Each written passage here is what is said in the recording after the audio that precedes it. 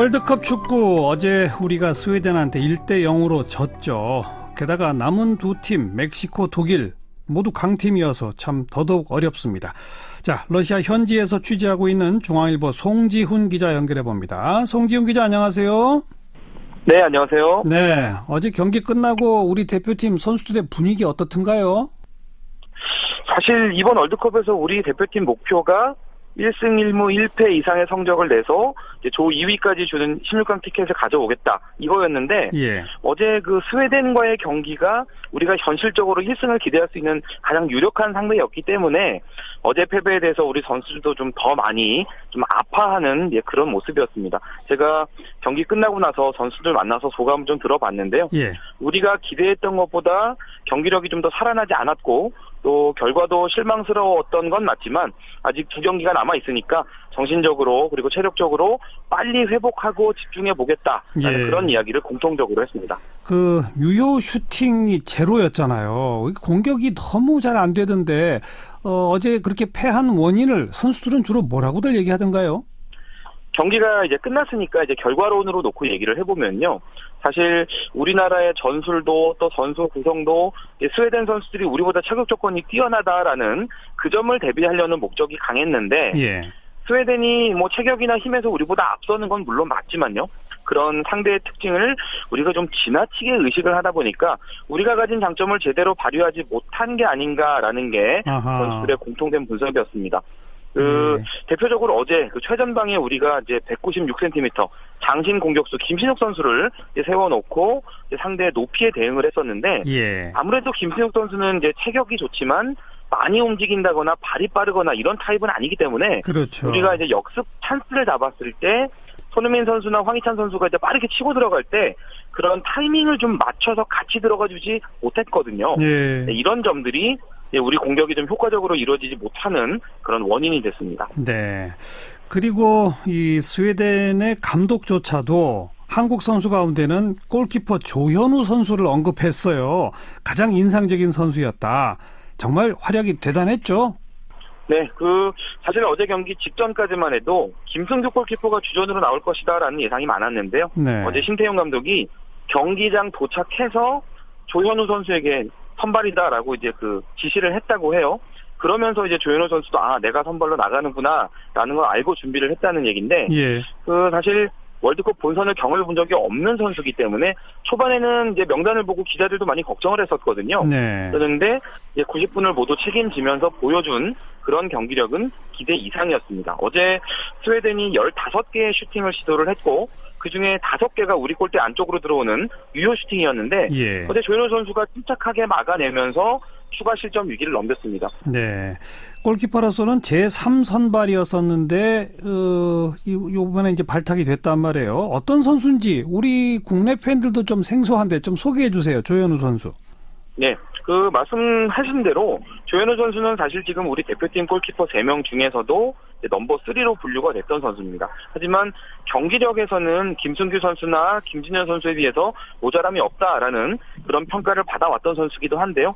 어제 스웨덴전 앞두고 신태용 감독이 조현우 선수를 이렇게 깜짝 발탁한 그 이유에 대해서 조현우 선수가 순발력이 좋고 또 점프력이 뛰어나기 때문에 스웨덴의 공중 공격에 잘 대처할 수 있을 것이라는 그런 기대를 했다 이렇게 얘기를 했거든요. 하지만 어제 공중볼 처리뿐만 아니라 스웨덴 선수들이 낮게 깔아차는 그런 슈팅들도 모두 막아내면서 기대했던 것 이상의 한 120점 정도 줄 수 있는 그런 활약을 했는데요.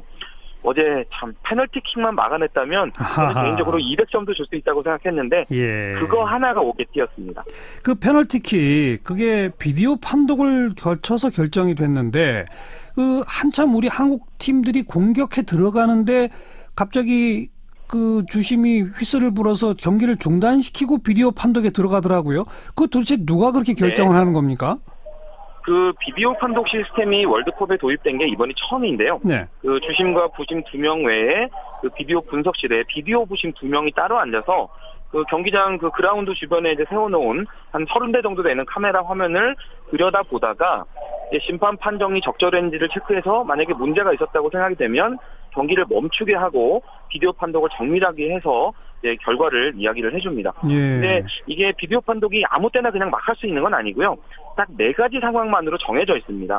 그 득점인지 아닌지 판단할 때, 그리고 페널티킥인지 아닌지 판단할 때, 또 레드카드가 나왔을 때 이게 심판의 판정이 적절했는지의 여부, 그리고 마지막으로 심판이 가끔 이제 엉뚱한 선수한테 경고나 퇴장을 주는 경우가 있거든요.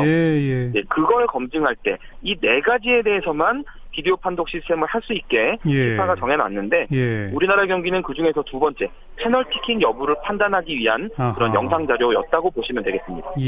아니 근데 그렇게 우리가 한창 공격해 들어가는 상황에 경기를 중단시키고 비디오 판독 이래도 되는 겁니까? 그건 주심이 그냥 결정하는 건가요?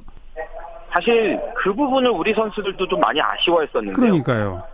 우리 선수들이 이제 공격을 해나가는 상황이었기 때문에 분위기가 좋았는데 그거를 이제 비디오 부심들이 경기를 중단시키는 바람에 우리의 흐름이 끊겼거든요. 그렇죠. 사실 우리 선수들 그 시점에 상당히 몰아붙이고 좀 득점을 할 수 있는 좋은 분위기였는데 오히려 우리가 그 타이밍에 이제 실점을 하게 되면서 경기 분위기가 완전히 뒤집어지게 됐고요. 그런 점에서 어제 우리 선수들 입장에서는 좀 페널티킥을 준 거 못지않게 그 페널티킥 판정이 내려지는 시점 자체도 많이 아쉬움이 남았습니다.